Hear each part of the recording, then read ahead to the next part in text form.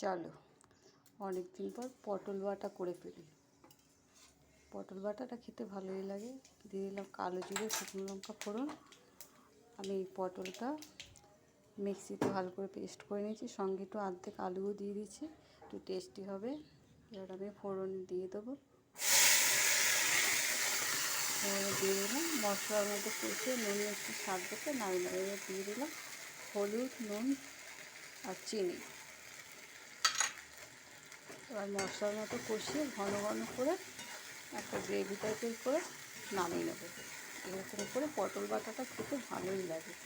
তোমরা একবার খেয়ে দেখো বন্ধুরা। সবসময় হয়তো পটলের তরকারি খাই, কিন্তু পটল বাটাটা একবার খেয়ে দেখো, অসাধারণ মুখে লেগে থাকবে।